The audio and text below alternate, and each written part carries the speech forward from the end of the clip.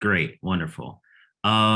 So welcome everyone to this Frankel Center um, event and presentation on Ethiopian Jews and the politics of difference in Israeli historiography. Today I have the pleasure of welcoming Adane Zawdu and Efrat Yerday, two amazing scholars, up and coming scholars in Israel on issues related to Ethiopian Jews in particular.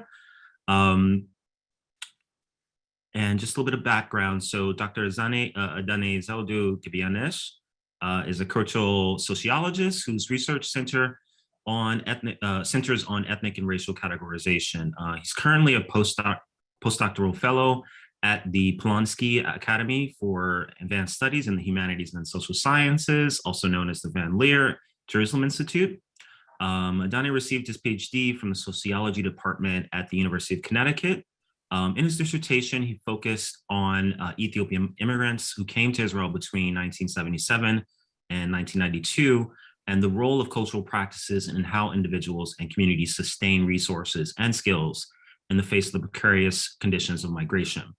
In his postdoctoral work, he also focused on political mobilization and the formation of racialized political subjectivity. Efrat Yerday is currently a PhD candidate in sociology at Tel Aviv University, as well as being the chairwoman of the Association for Ethiopian Jews and a fellow in the Human Rights and Judaism program for the Israel Democracy Institute.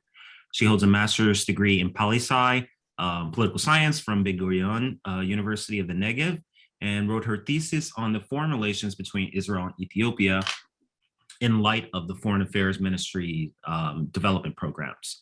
The title of her PhD research is, quote, Ethno-National Citizenship and Jewish Illegality, Ethiopian Jews in Israel between 1955 and 1975, and the struggle for naturalization.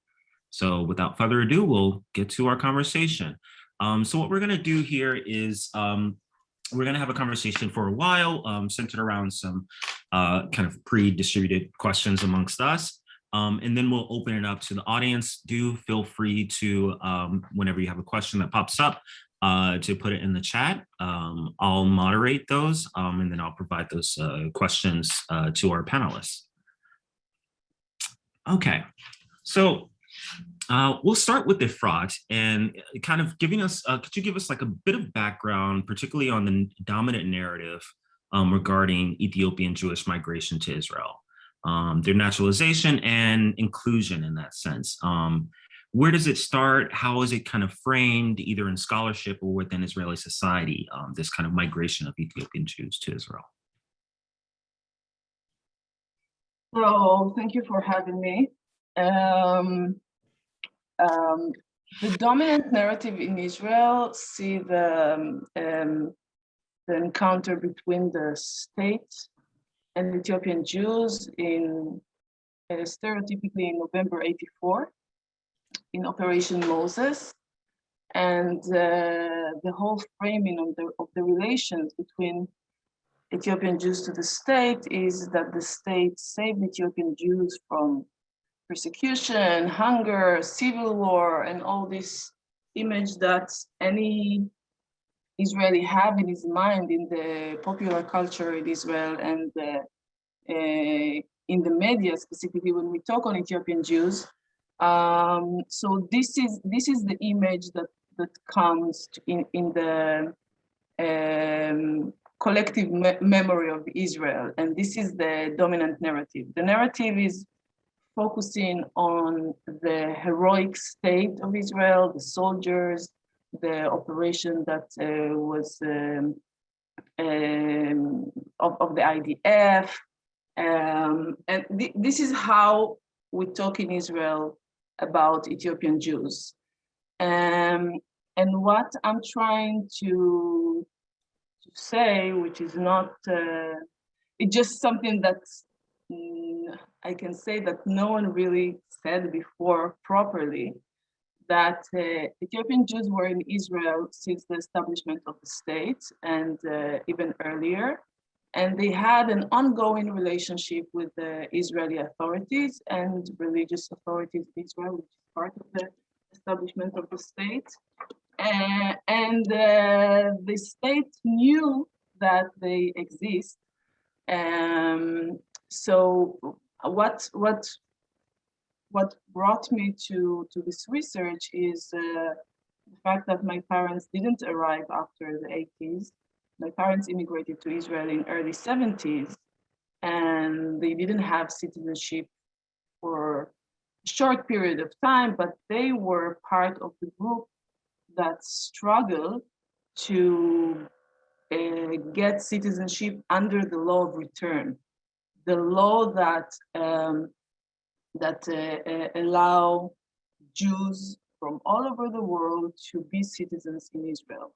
And they insist that this is the law that is relevant to them and not any humanitarian context or a family reunification. And this amazing story somehow disappeared from the research as well, not only from the hegemonic Zionist / the Israeli story, but from the research. And this is something that, you always, it made me feel that I'm living in this gap, like the story of my parents and the story I get from school and the story in the media. So I'm trying to do something very simple, to ask, who are these people that were in Israel before 84? What are their stories? Yeah, that's fascinating. I will say that, in American Jewish society, we tend to share that very similar narrative concerning Ethiopian Jewish migration to Israel, in that, the state is kind of, they saved them either for famine or from the civil war that was going on or various other things. And there's this kind of aspect of the influences of scholarship on society, particularly regarding, kind of discovering Ethiopian Jews, primarily, by European Jews and then later Israelis. Could you talk a little bit about that and kind of how you would frame that, and how your narrative differs, in that sense, in scholarship? I think that there is something unique about the Ethiopian community in that sense, that there was a kind of revolution in Israel in research regarding critical research. For example, no one talked about the occupation or Palestinians in a critical way until the 70s. The state of Israel was established, and the sociologists and the historians were all recruited to the Zionist project. And since the 70s, things have changed and research got more interesting. And even regarding Mizrahi, it came a bit later in the 80s and the 90s, but somehow this change in the critical thinking among research didn't happen in regard to Ethiopian Jews. And I think this is also something that's interesting in this group, because Ethiopian Jews, I think, what I'm trying to say is that the question in Israel, it's not only, is it democratic? Is it more Jewish? Is it more like, is the law of return is racist because it's relevant only for Jews? I want to say that something else. I want to say that the questions that we ask, they are already a question that have ingredients of whiteness. Like the Ethiopian Jews are not relevant to the question, who is a Jew? They are out of this context, and I think somehow there is something in, like, also we see in the Mizrahim in Israel, the people that wrote critically on the relationship between Mizrahi and Ashkenazi in Israel were people from this group. Not only, but mainly the people that started to talk in new ways about this relationship were the new generation of the Mizrahi intellectuals, and I think that this is our situation, trying to understand the relationship between Ethiopian Jews to the state from our point of view, and not only under the eyes of other researchers. So you mentioned a little bit about kind of whiteness in that framework. What would be the kind of, as you see it, sorry. It's a scam call. I did not expect that to happen, and it's doing it again. All right. Oh, slightly embarrassing. You mentioned this kind of, reframing of the narrative. Particular, I'm curious to kind of think about, now that there is, a second or even third generation of Ethiopian Jews in Israel, what is the kind of framework that people are, or the paradigm that people are using to understand their positioning within Israeli society? What do you mean? So I'm wondering, like, is there a kind of ethnic or racial framework that people use, or is it primarily within kind of a Jewish conversation? Yeah. The claim, so it's, I think it's changing from each generation. When I think about the first generation, and let me talk about the people that came in the 50s, 60s, and 70s first. They were fighting to be part of the Jewish people. They consider themselves as part of the Jewish diaspora, and that was their framework. I think our generation, because we're not dealing with the right for rights, like the rights of citizenship, it's more diverse. Like I think people think, like, also being in Israel, you don't think about yourself as Jew. You think about yourself as Jew when you are out of Israel, because you are a Jew and the others are non-Jews. In Israel, this whole thing is changing. So you think about yourself more as an Israeli or an Ethiopian Israeli. But the first generation had a whole different, their status was different. So they had to claim their Jewishness and their right for citizenship. So I think, yeah, I hope I answered your question. Yeah, I'm hearing that kind of like in the first sort of generations, there was this negotiation about, what kind of framework is the most useful, in terms of like this integration into society, or just even migration to a new society.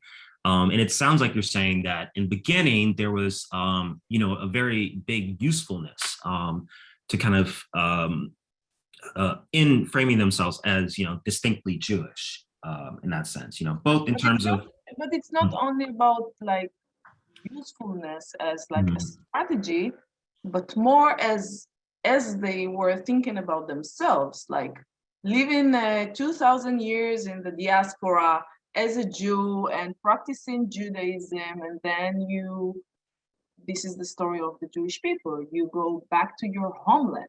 So this is the way you think. So I think maybe, like, I don't know if that's the direction you're heading, but I think when thinking about Ethiopian Jews specifically, maybe there is a tendency to see them in the Israeli context as Blacks. But I think the first generation, and not only the first generation, but the more relevant category, or the most relevant way they were thinking about themselves were their Jewishness and their Ethiopianness. And I think Adane can talk about it more, but I think it's relevant to the second and the third generation, not as the first generation, but it's still very relevant. Yeah, so I'm gonna move on to like a different kind of framework for you, and think more about the kind of the issue of scholarship in terms of just writing about Ethiopian Jews. So just to give our audience a little bit of background, there isn't that much literature on Ethiopian Jewish history, sociology, and things like that. Definitely not to the extent of other communities of Jews throughout the world. You make a lot of great points, particularly in kind of thinking through, well, what are the archival materials that are available for people who want to write these histories? Where are they, who owns them? What are some like kind of dilemmas that you may or may not face or pitfalls in terms of kind of trying to write a more nuanced history of Ethiopian Jews in Israel? So I think the biggest issue we're dealing with is the fact that there is a lot of research on Ethiopian Jews, but not the research that's interesting us. There is more like anthropology, culture, but again, this kind of writing is a writing of how can we, trying to answer on the question of the state, how can we integrate this group that is very different from Israeli society? Their religion is a bit different, and the color of their skin, and so this is a kind of recruited research. So it seems that there is no, it's almost, there isn't like sociological, critical research, or most of the things that's written were more to connect Ethiopian Jews to the Zionist story or to the story of the state of Israel, and not like a real research. I can say, I can definitely say most, and not all. So this is the main problem. Like it's kind of starting to ask questions. It's a bit scary to start like to ask questions about this group, and that no one really asked before. And if it was asked, the answers were very had to be relevant to the Zionist story, to the state of Israel, to integration, to Israeliness. So I'm working on archives instead of like going to the big questions. I'm trying to start my research from the stories of the people. Mm-hmm. And there is the life narrative stories that I'm interviewing people that immigrate between the 50s and the 70s. And from the other hand, there is archives. The problem with the archives is that the Ethiopian activists that worked during this time didn't have all the means that the state have. So it's very, I'm trying to, I'm claiming that the stories of the people are not less important than the documents in the state archives. So I'm trying to do like to put both of these stories together and to try to fill this historical lacuna in the research. That's interesting. So, I mean, it sounds like in a way that you're giving a bit more power to the voices of people and their own stories. Whereas a lot of times, for historians, we're very kind of like, afraid of dealing with interviews, like, and sometimes, people are, they see them as something that is either kind of less privileged than the kind of hard data, the fact-telling truths of the archive itself. Hard data that bureaucrats wrote, you know, it's something that you can question. Like, we know that the materials in the archives, it's like very small percentage of the history of the state. So it's already very censored, very like we can learn from the archives what the state allow us to know. So I think it's not far from how people tell their stories, because these documents, though they are written in like someone wrote it, and there is no, I understand. And first, I'm not historian, I'm sociologist, so maybe I know, have yeah. to be more comfortable with interviews. Yes. But I really think that the stories of the people are part of the history. It's not less than a document that someone from the Ministry of Interior wrote. Oh, it makes a lot of sense. So we're going to move on to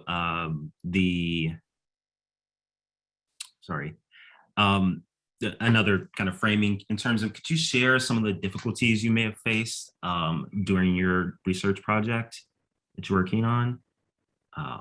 Any other kind of difficulties? I'm very curious in terms of like what you may have found from those who migrated in the 50s, like what they had to say, you know, how that may, you know, kind of change our understanding of Israeli Jewish society as a whole, but then also Ethiopian Jewish history.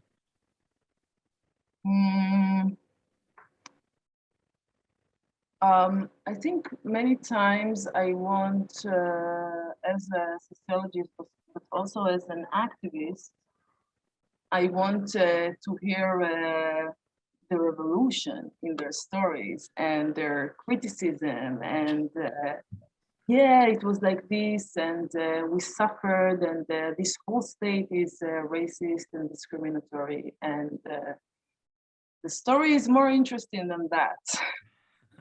It's more, I think what I'm trying to, what I'm trying to work on, like on myself, is not to look for my story in their stories, and to try to hear the complexity of their relationship with the state.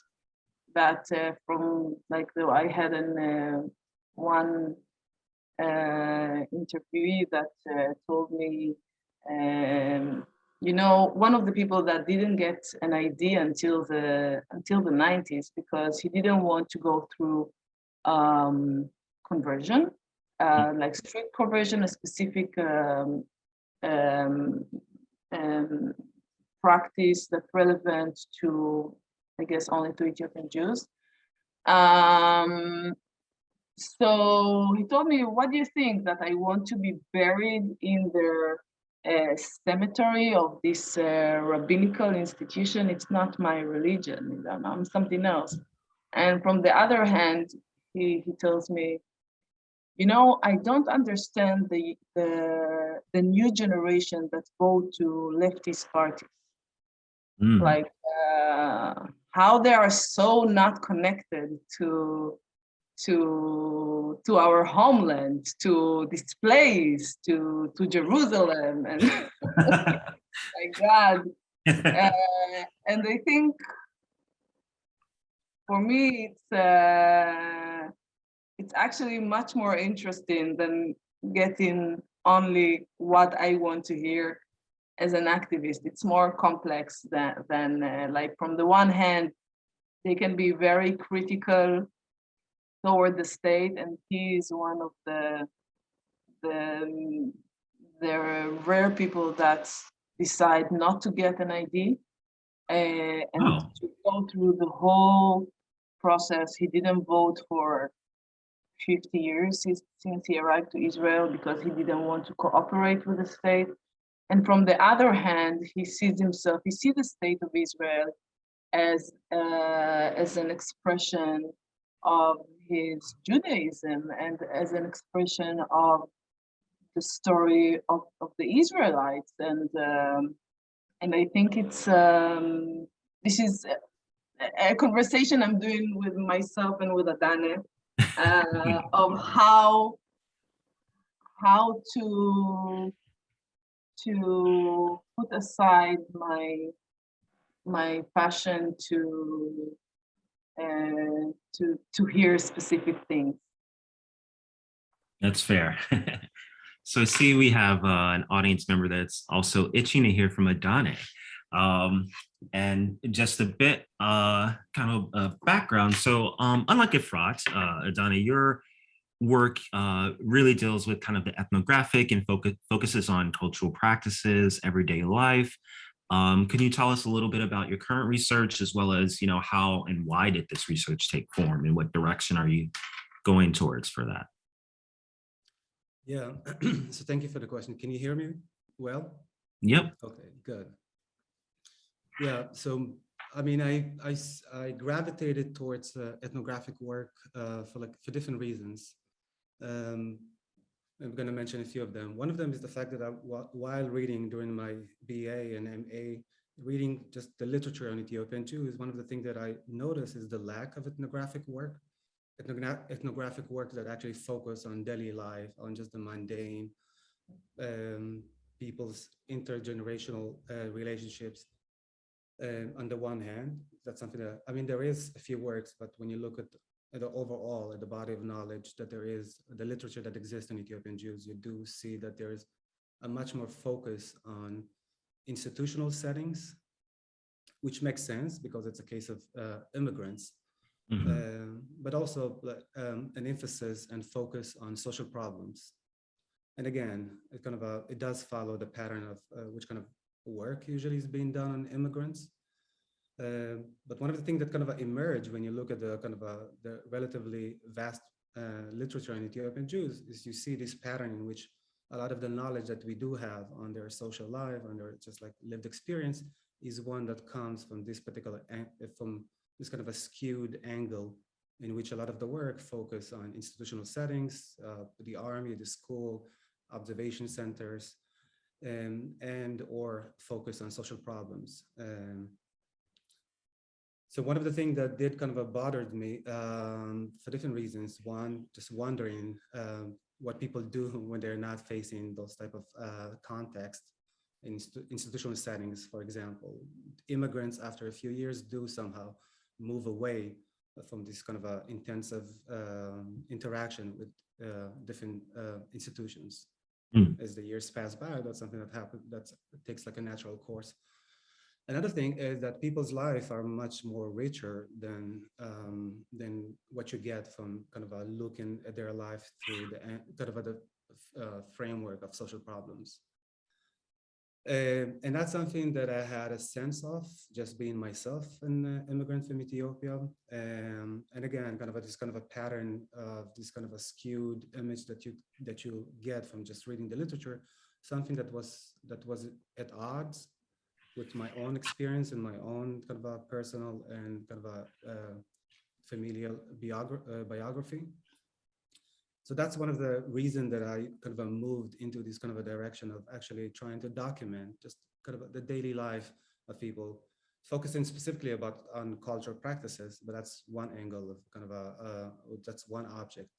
But I was interested in just the mundane, the banality of everyday life, which is like a banal kind of banality, but it does kind of gives you a lot of knowledge about what happens between parents, for example, between parents and kids, when you don't look at them through kind of the lenses of what happens at school, or when they're dealing with different social problems that relates to their kids.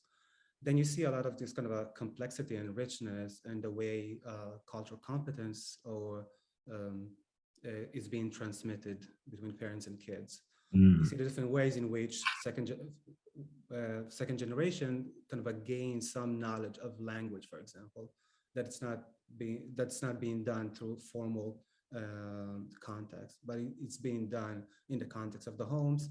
And you see a lot of the labor that is actually involved in in keeping together this kind of a formation that we call Ethiopian community or Ethiopian groupness.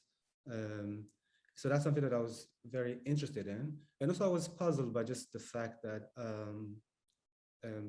how those immigrants, and I was focusing on those who came in the late 70s until the early 90s, for different reasons that I can mention if you want later on. I was wondering how kind of make it louder. Oh, okay. And I saw, I don't know if it's me. Yeah. I hear you fine. I don't know how Okay. to make it louder. Okay. Yeah, just for the audience, I was responding to a message in the chat asking to make it louder.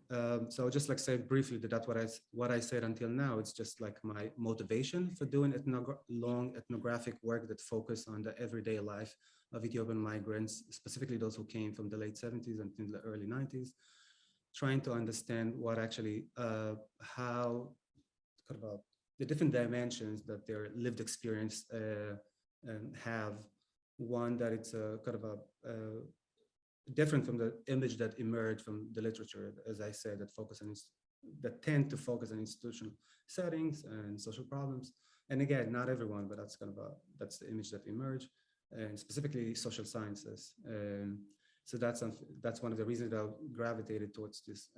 And also, I was interested in this kind of a puzzle of how kind of Ethiopian culture, knowing that groups and communities are not something natural, but it's something that actually people do through all kinds of different practices, to different ways in which they actually maintain social ties and maintain different symbols and understanding on why it actually matters.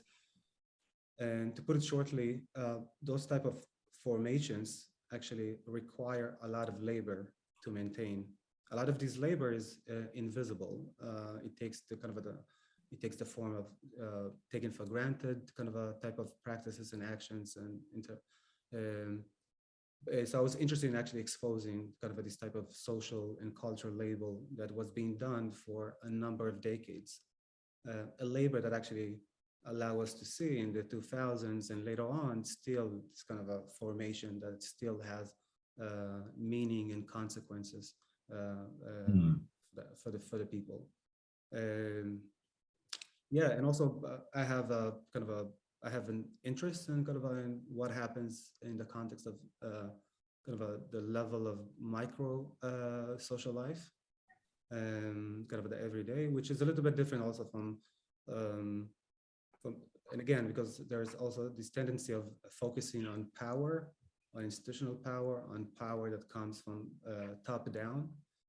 And that type, I mean, obviously it's important and kind of reveals a lot of important dimensions and issues, but it does sometimes somehow characterize people as somehow kind of people who somehow lack agency and lack power, and somehow you get a sense of as if they're almost like a puppets, that there's always like a strong institutional and others agent that somehow shape their life and those kind of things.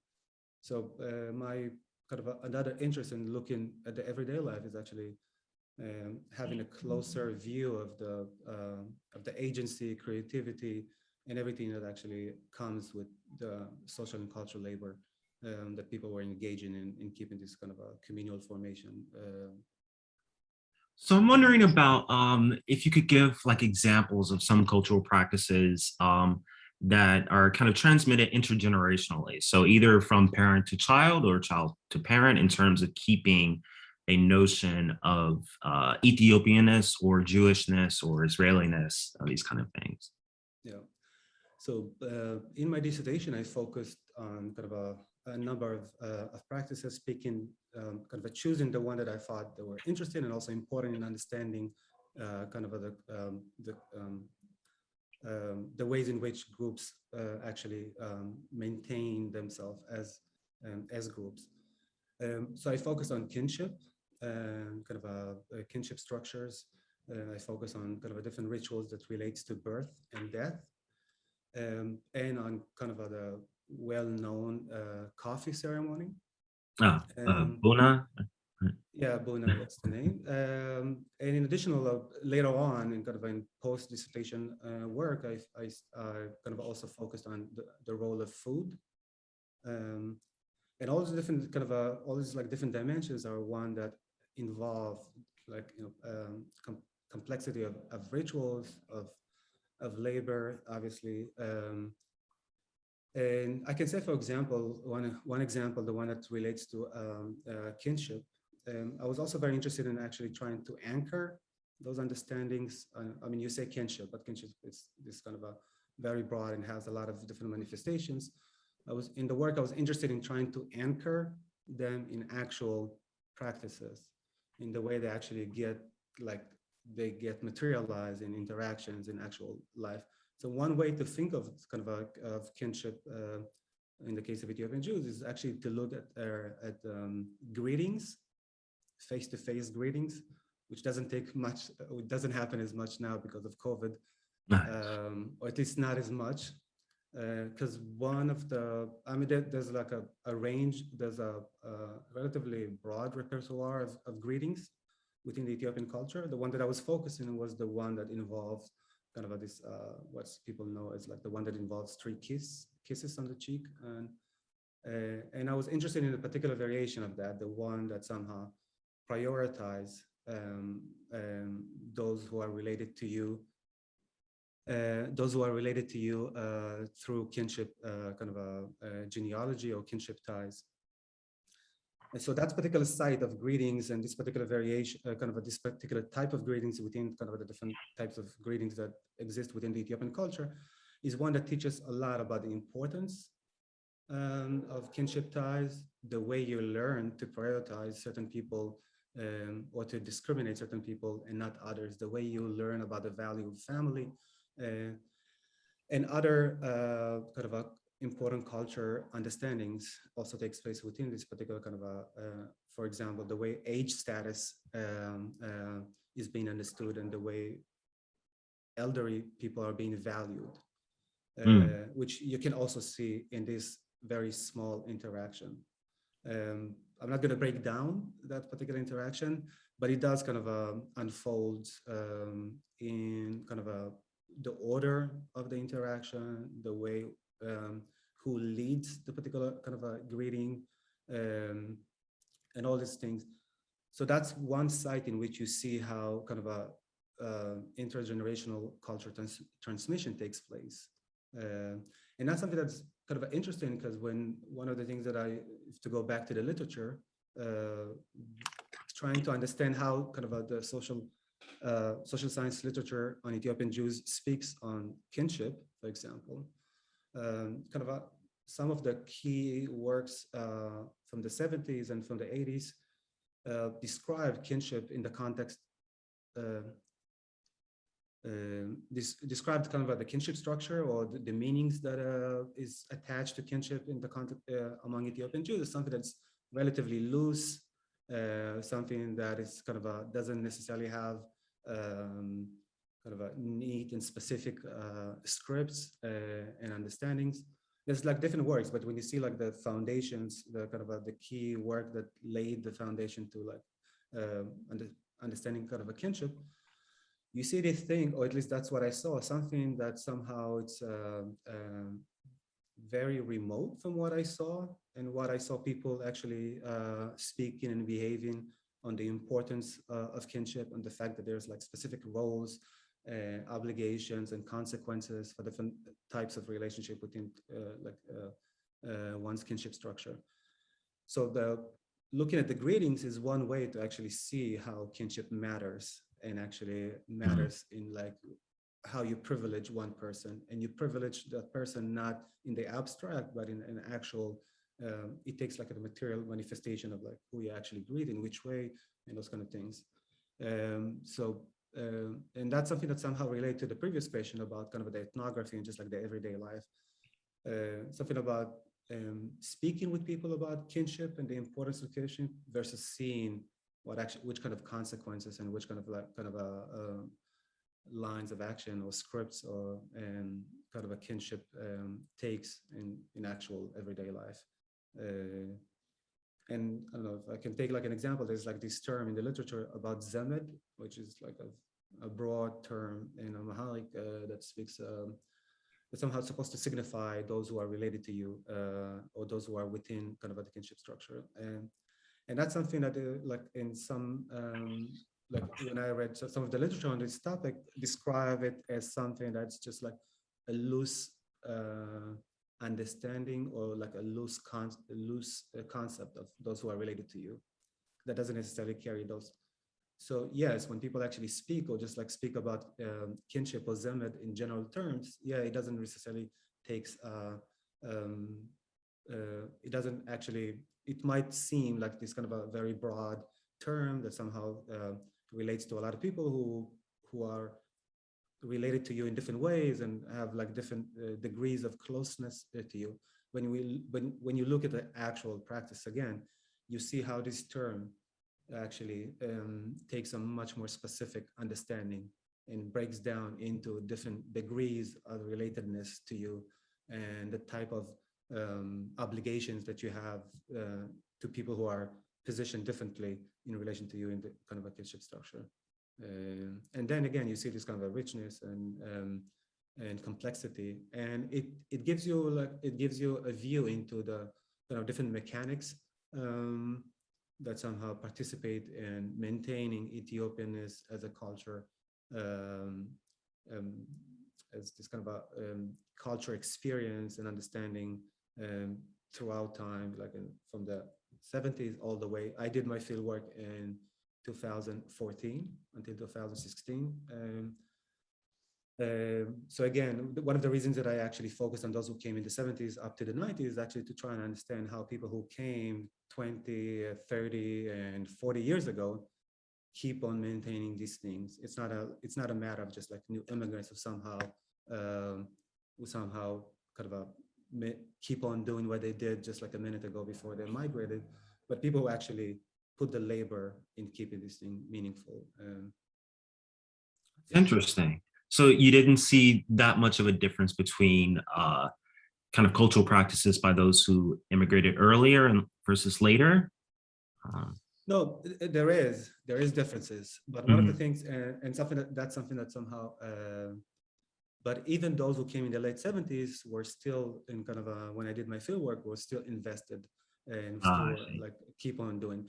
And again, it's not only kind of the everyday life and those like relatively quote unquote private spaces, such as like household spaces and neighborhoods, but it's also related to different institutions that the Ethiopian Jews or Ethiopian migrants actually established in Israel that also participate in keeping this kind of a communal structure. And another one of the things that when you try to understand how people who also, I mean, your question also is related to the pattern of migration of Ethiopian Jews to Israel, which started, which keep on. It's a migration that somehow continues up to today, and there's something about this pattern that somehow, and it has like different peaks and different kind of moments, but this type of pattern also brings new immigrants who come again expert in kind of in cultural practices, in language, and somehow rejuvenate, yeah. Because I mean, if it wasn't a migration that somehow took place in the 70s and ended, you might see like different ways in which like language kind of is being somehow weakened and those kind of things. But when you have a continued migration and like new people who actually come,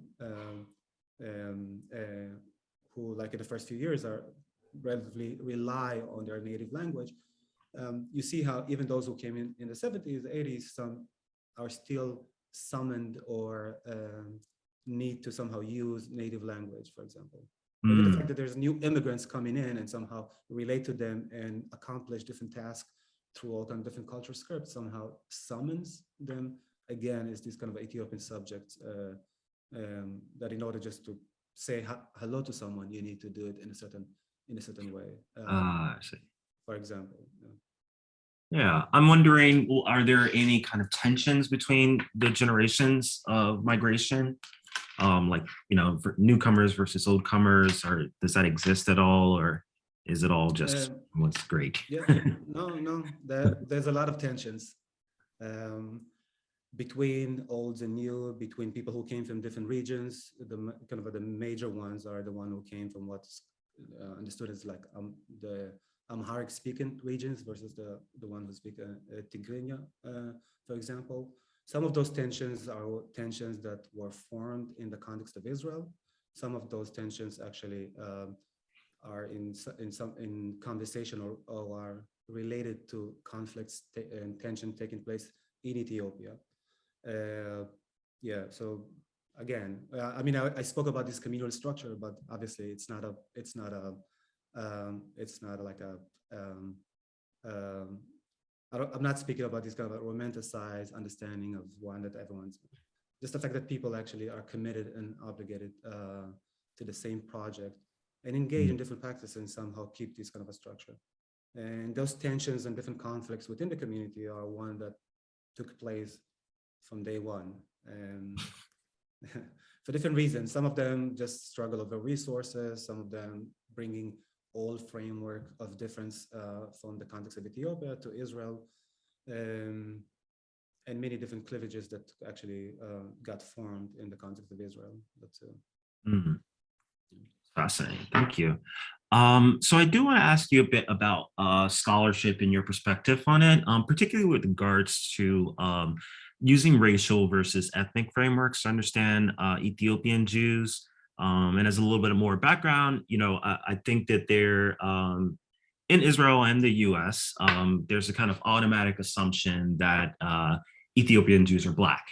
And they've always been Black and always have been racialized as such, which is not the case necessarily.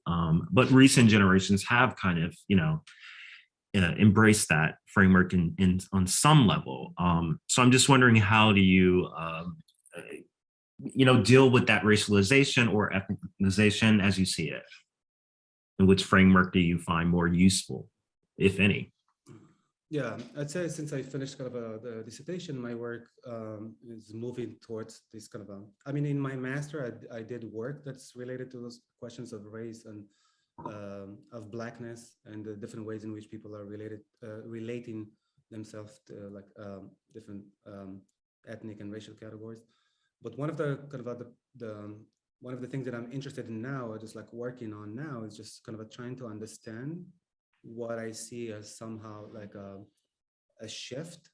I wouldn't say a shift, but when you read the literature, you see how the literature on Ethiopian Jews, you see how there is an increase in the use of racial difference framework, or just like racial categories, versus something that was much more was more dominant earlier on, which is like this kind of ethnic categories. And I started to see also that like some of this like new research, the way they make sense of what their interviewees or like informants actually tell them about the different ways they understand themselves. And it seems to me that there's like a kind of this kind of tension to some extent between the ways in which people identify themselves through ethnic categories versus kind of the scholarly context that somehow comes already armed with these kind of racial categories, as if like the kind of the term Black is an analytic category. And I'm kind of interested in this tension. That's like one angle that I'm interested in. I mean, but more to your point, or to the question, I mean, we do understand that Blackness and race are like social construct that requires like a certain context for them to somehow become meaningful or be taken for granted by individuals and groups. And one of the things that you see in the context of Ethiopian Jews is like this kind of a trajectory in which through the years and kind of a new generation and social protest and the intensification, no, that's not the word, but something about the different ways in which like the kind of cases of discrimination and racism increase. And just the fact that, I mean, after 40 years, there's this like difference that it's, the different understandings and narrative that emerge when you look at the experience of discrimination after 10 years of migrating to the country versus 40 years. Kind of just like the accumulation and something about that, the kind of trying to make sense of this kind of accumulation of kind of the phenomena of racism, or just like racist cases, either from just like ordinary people or from the different state agencies. And recently there's this kind of increased conversation around police violence in Israel that is also linked to like a more global conversation around police violence against racialized subjects. Obviously the Black Lives Matter. So you see this kind of conversation that has local roots of just like young people trying to re-understand their position and their experience in the context of Israel. And they are positioned differently than their parents or previous generation. Just like positioned differently in just like, for example, just their institutional experience, for example, of moving through the schools, the army, universities, which obviously makes you more vulnerable to exclusion and those kind of things, something that their parents or our parents didn't experience as much.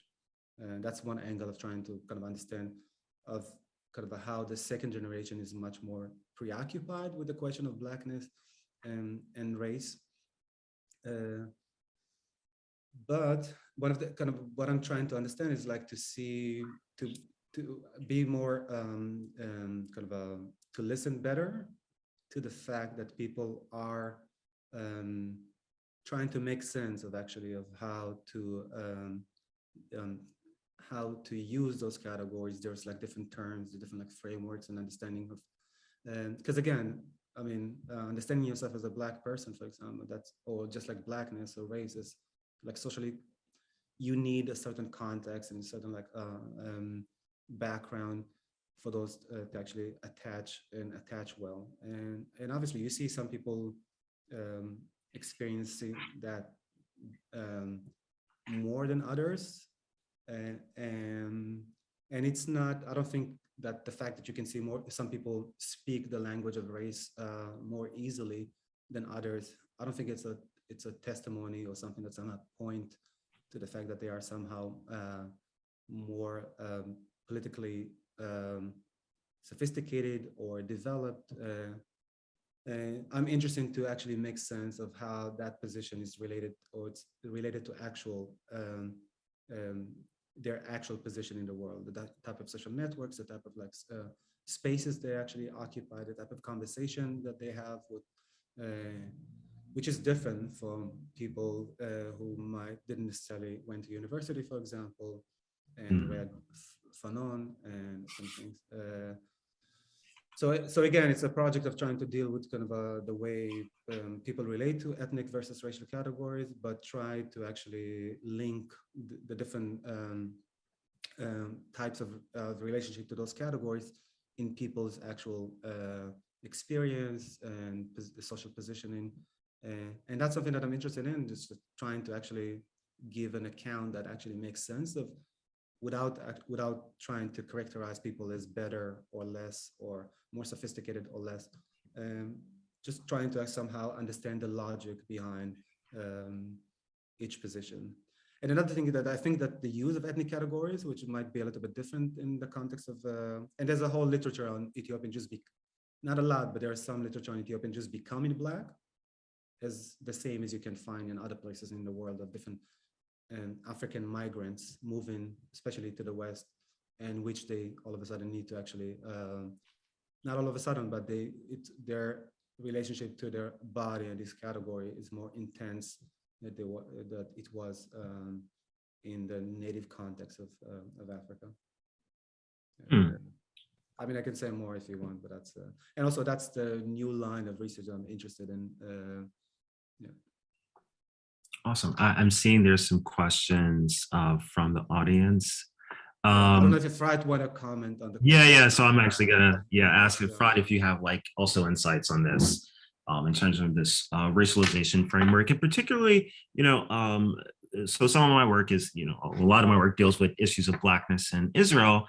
I always find a hesitancy to kind of place Ethiopian Jews within that framework, primarily because I mostly deal up until the 80s. But I'm wondering, Efrat, either within your scholarship or in your activism, do you see a kind of a shift in this idea about the racialization of Ethiopian Jews in Israel? And is there, particularly, I guess, as well as kind of thinking about how Mizrahim in Israel were kind of like the Blacks with the Black Panthers back in the 70s and things like that. Is there tension there between Ethiopians and Mizrahim? Are they part of the same community in some ways or not? That's just an open question. I want to go back to say something about what Adane said before, which I think Adane's work is very unique because he's doing something that it's very anthropological, like birth, death, coffee ceremony, all these like almost stereotypical kinship, like spaces where you try to learn about culture, but most of the things we got from researchers is something very chaotic.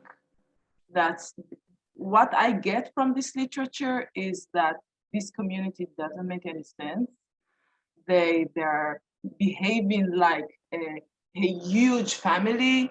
There is a joke that all the Ethiopians are connected biologically, and there is like one big family. But then Adane, through his ethnography and his personal experience, try to understand the logic, and the logic is very clear. Like I think that's the idea of like being a community that going through immigration. I think that even here you have an interest of keeping your family as strong as you can because you have nothing else. Your spiritual leadership, your home, your village, your neighborhood, everything is changing. So even the Ethiopian values that were part of your culture in Ethiopia are getting, this is my take, it's not what Adane said. They're more important in Israel because this is what will help you to survive this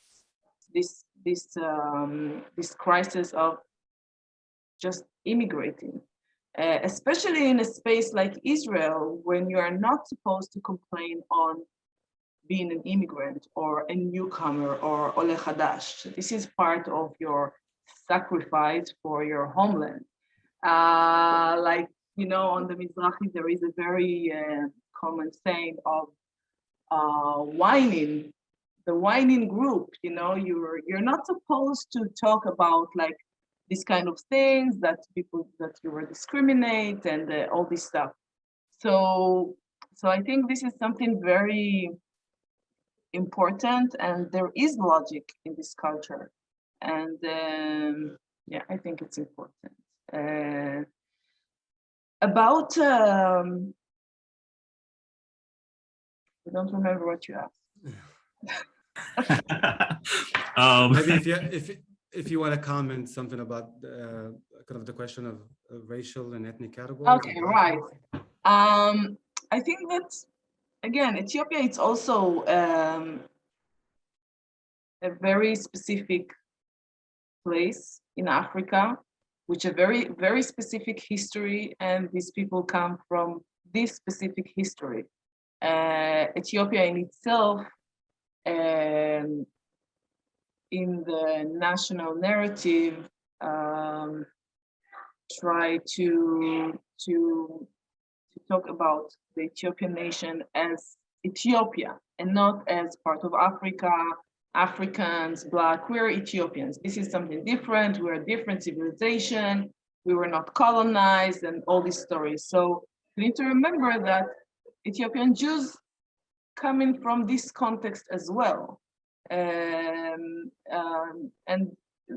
it was more, I think it's more present when writing about Ethiopian Jews, not in the context of a racialized group, but Ethiopia as a different place in Africa and Ethiopian Jews in this context. But I think there is something about the political issues or social issues that Ethiopians deal with in the last few years, and the fact that there is something in police brutality that turned into something very global, and somehow the same time that we had like the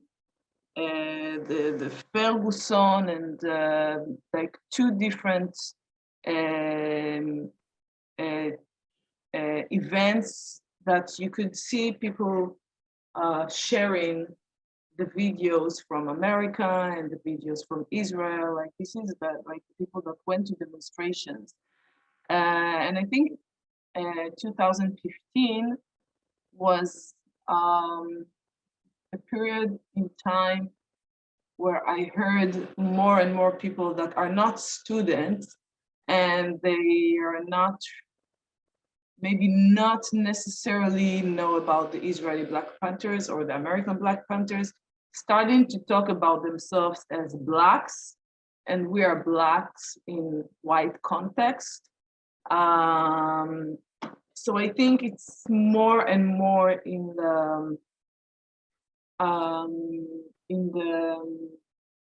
the discourse. I can't really, maybe Adane will be more specific. I can say it about activists, definitely.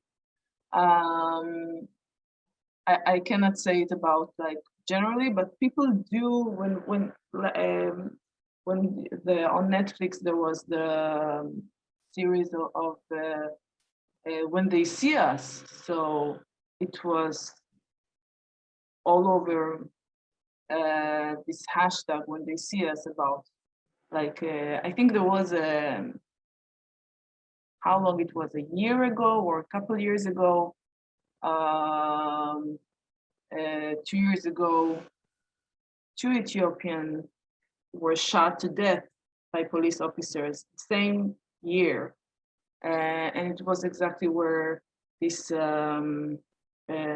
series was broadcast. So it's Ethiopians are sharing it as part of their stories as well. It's not so different. Of course, when you think about the different issues and history and all that, so the circumstances are different, but it's very hard not to relate to the Black Lives Matter movement as especially young men.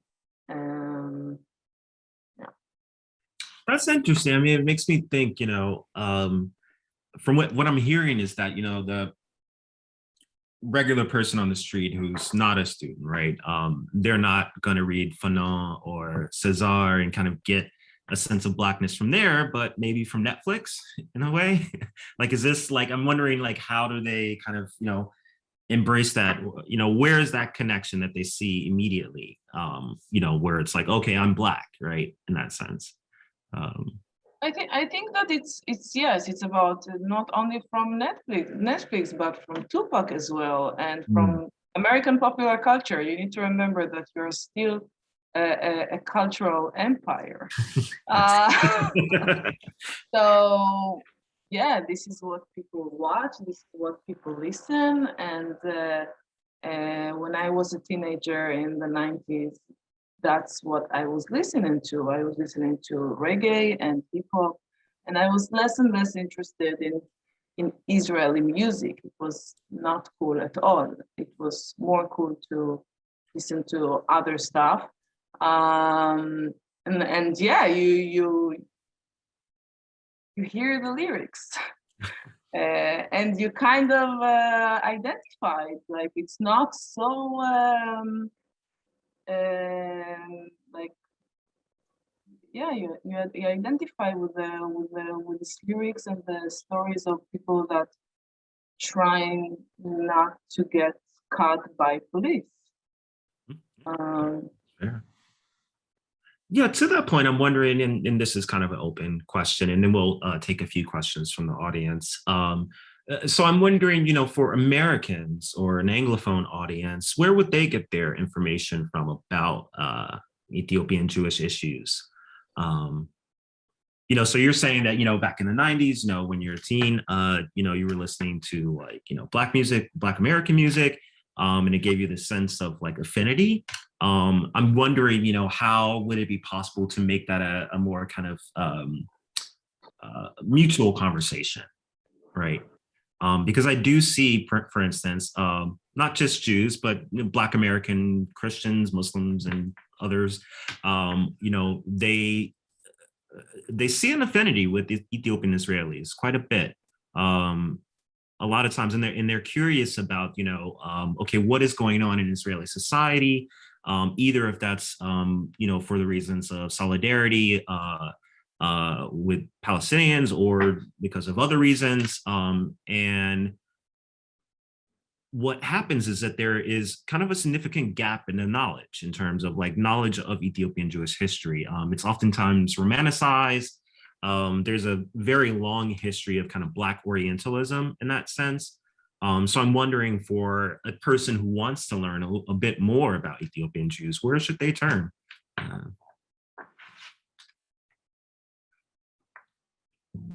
You want to try, Adane? Yeah, I mean, there's a lot of, I mean, there's like, now there's like a growing number of like documentary movies being done by like young Ethiopian directors being done. All of them are like trying to capture like different angles of their own experience or their like own understanding of the communal kind of experience. That's one. And I mean, two, and you have all these like different biographies being written. One of the recent one is by Adisu Masela, kind of the political figure, for those who know. So there's like all Maybe explain for the audience if they don't know. Yeah, Adisu Masela is immigrant from Ethiopia and became to be the first. I want you to write down the name. Became the first Ethiopian immigrants to get elected into the parliament, the Israeli parliament, the Knesset, and interestingly within the context of the leftist party, Avoda.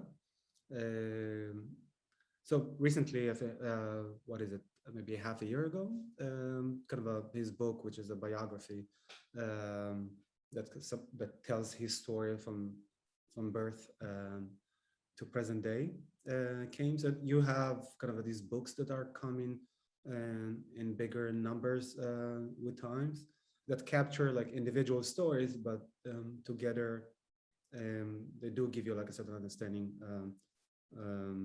of Ethiopian experience. And again, those type of biographies are not necessarily accurate as I wish they would be, or the most reliable, but they are kind of a good sources. In addition, I mean, there are some organizations that actually kind of are invested and devote their time to either document or somehow document kind of Ethiopian experience or Ethiopian history and culture and those kind of things. And the Efrat here, as you said at the beginning, kind of the chair of kind of the Israeli Association for Ethiopian Jews. I mean, the Hebrew name got changed. I don't know if the English one also. So there's like different kind of there's different And there is kind of a lot of literature, but one of the things that I think we kind of are trying to say here is just to be critical, and not just like accept kind of what is being presented in the literature necessarily. I would say to try and read as much as possible and to try and kind of diversify the resources. I was talking about documentary movies and different people doing those movies. Yeah, that's kind of to put it very shortly.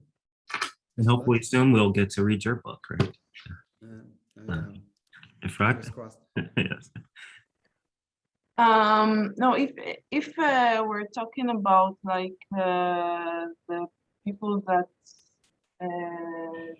came to this meeting, I can make a list of readings in English. As the spokesperson of the association and as the chair, there are many articles that I wrote for like, newsletter, the news and the like in Haaretz and like national newspapers. So I can send you a list of like readings, also like academic and non-academic. That would be fantastic. Could you tell us a little bit more about the association that you chair of? Actually, this association is also part of history. I saw here someone that is, her name is Susan Pollock, and she's not a student. The Association of Ethiopian Jews used to be the American Association for Ethiopian Jews, an organization that was established by American Jewish activists that were taking part in the struggle for the Aliyah, for the immigration of Ethiopian Jews.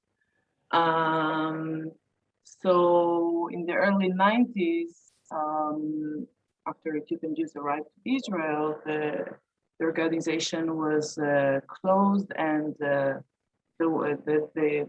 Israeli branch established like the Association for Ethiopian Jews that is not dealing with Aliyah, but dealing with institutionalized racism toward Ethiopian Jews. And actually, the archives, one of the archives I'm working on is in the American Jewish Historical Society, where the AAEJ, the American Association for Ethiopian Jews, that Susan Pollack, one of the attendees here, was part of. This is one of the archives I'm working on, and we were doing projects together of digitizing thousands of the materials that were in a box. Yeah, that was 1 minute on history, but the association is actually dealing with different fields of discrimination. So as we talked, police brutality is one of the issues. So we're working on it a lot. For example, there is an identification process that every officer can approach anyone he sees as suspicious. So we manage the High Court to demand from the police to have real criteria and not just someone that looks suspicious. And we won. This is one of the latest thing we did. And for example, we managed to put the Sigd holiday, which is an Ethiopian Jewish holiday, as part of the Israeli calendar. And it's celebrated all over the country, like other groups that celebrating specific Jewish holidays that are not like are specific to Moroccans or to. So we managed to do this holiday to be part of the Jewish calendar, and also, for example, to support like literature on history, literature that's been written by Ethiopians about like kind of these biographies or literature for children, about Ethiopian leaders and this kind of things of trying to have a bit of a different narrative on the Ethiopian community in Israel. So I can send you, of course, the link for the organization, and you can sign up to get newsletter, and you will be very updated. Yes, I definitely would be. I'm sure many others would as well. So we have a question from the audience. One is there a heavy language shift within the Ethiopian Jewish community in Israel? Particularly, how or to what extent has Amharic survived through multiple generations?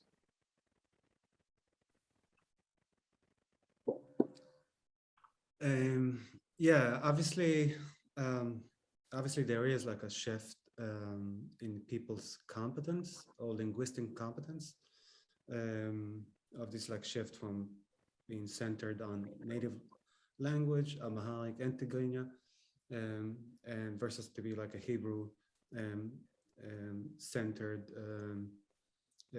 So there is, but that's one. Another thing, but we still do see the relevance and use of Amharic even among Amharic and Tigrinya among second generation, and it takes different forms. And again, there is a lot of, not a lot, but there are variations within second generation in their like kind of a linguistic competence. You see some who knows more than others and those kind of things. Another thing that you see how language kind of comes back or get like exercised through culture, which is music and those kind of things. And also just to remember that Ethiopia is close. And there's a country in which still continues to kind of use and keep the relevance of the different like native languages that Ethiopian Jews brought with them. And just to mention the fact that there is a IETV, Israeli Ethiopian TV television station that broadcast in Amharic. That's all these like different channels through which like the language keeps on being relevant. And again, but you do see how it gets weakened, like among second generation.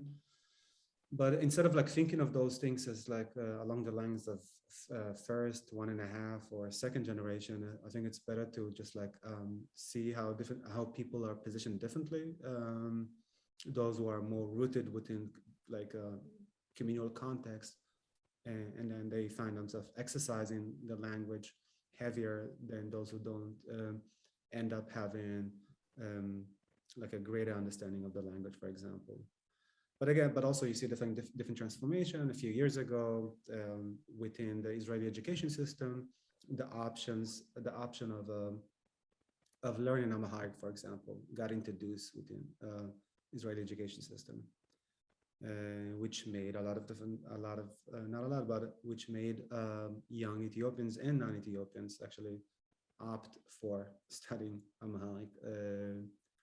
And again, it depends. There is these continuations, but also you see like this different pattern throughout the years in which, like in certain moments, there is a rise in interest in language, and in others less. And as I said earlier, the kind of the fact that the group is one that grows also through migration means that always you have new people who come and are heavily rely on like native languages. So that's, but also to add on that, we need to remember that Ethiopia is close, like it's very close, only not only because it's 4 hours flight, but also because like people going to visit there, like Ethiopian Israelis that going to Ethiopia to travel, to buy stuff,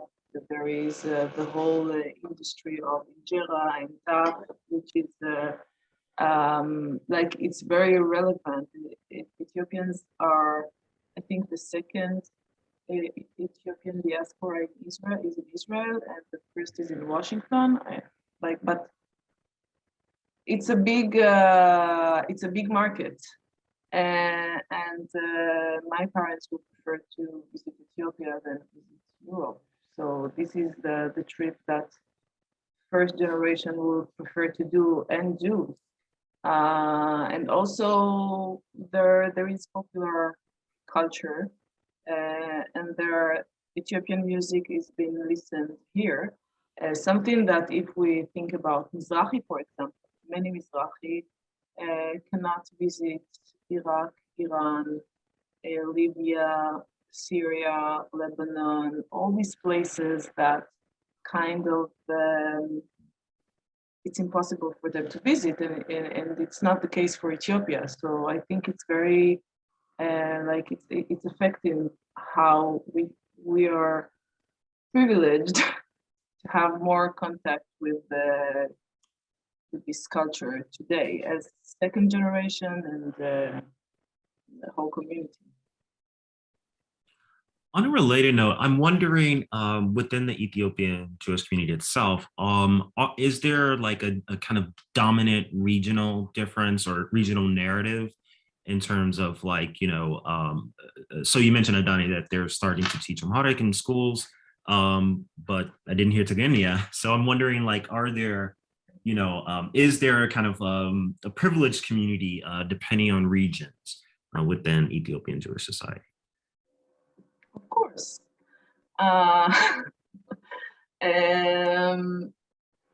Actually, maybe it's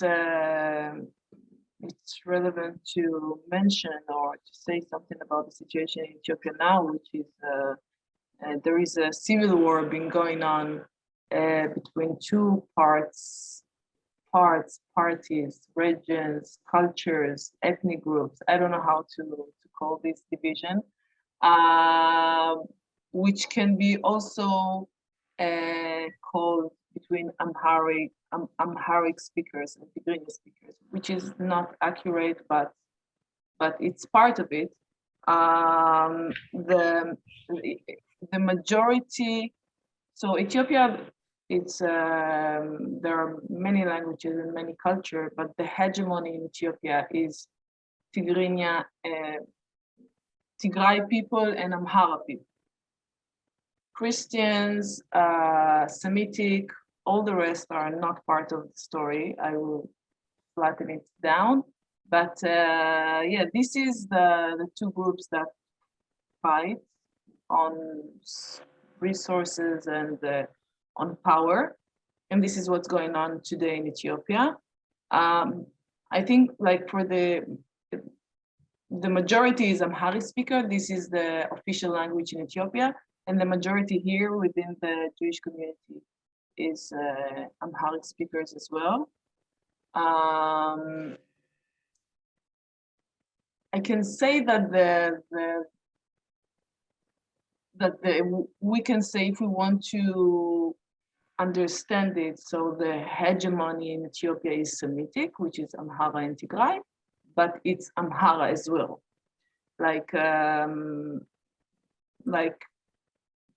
There are other groups that are not relevant at all into this discussion. When I'm trying to think about Israel, so the fight is between Mizrahi and Ashkenazi, while Palestinians are not relevant to this conversation, or Ethiopians, or yeah.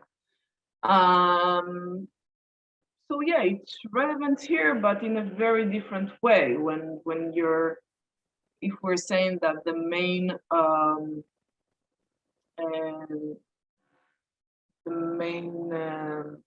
identity, I don't know how to say that more properly, is Jewish, and then Ethiopian, or Ethiopian and then Jewish, then the Amhara and Tigray parts are less relevant in the Israeli context, though because of what's going on in Ethiopia now, it's a bit going, it's on the surface, these tensions.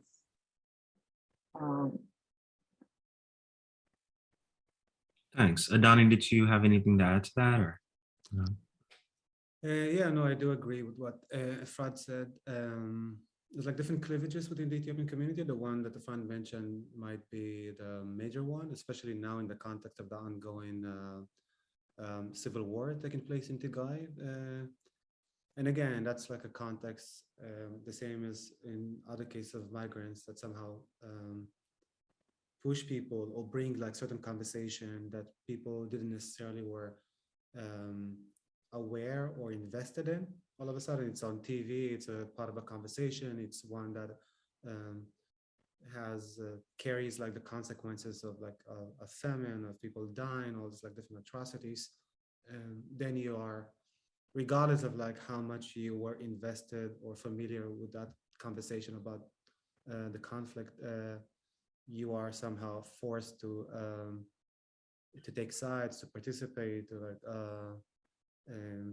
and another thing that also, and again, those this particular in relation to Tigray and Amhara, for example, there is the dynamics that are related to what is happening in Ethiopia now and in the past, but also there's the dynamics that are related to what was happening in Israel now and then, the ways in which resources were allocated and distributed, the way certain stigmas and association were being made in relation to certain groups and not others, the way Ethiopianness was understood in a certain way that excluded like certain people, for example, people who didn't speak Amharic. And again, so it is like this kind of those type of, in relation to Tigray and Amhara, some of it is locally rooted in different dynamics to like post-migration dynamics, and some of it is related to what's like it's happening in Ethiopia. Another thing is also when you look at the migration from Ethiopia, there is now a lot of kind of activists mobilizing for the migration of Jews and their relatives from the Tigray region, for example, and facing a lot of difficulties. While at the same time, there's like this ongoing migration that is taking place from Amhara region. And that's something, regardless of your opinion on the matter, kind of brings into the surface like a certain disparity. So there's a lot of different resources that like fuel people's understanding into like different internal distinctions and their meanings within the community. Thanks. So related to that, we have a question from the audience about the relationship between Ethiopian Jews and, I'm assuming, East African asylum seekers or just African asylum seekers. Oh yes, such as the Sudanese. Are they treated differently by the larger society or the same because of their Blackness?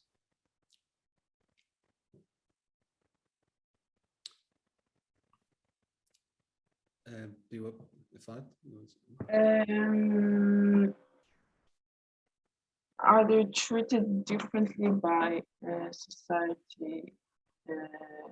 Yes, definitely. First, there are Ethiopian Israelis are citizens. Many of them are, most of them, I guess, going to the army, which is one of the very important things in Israel. This is one of the main obligations you have, go to the army, especially men.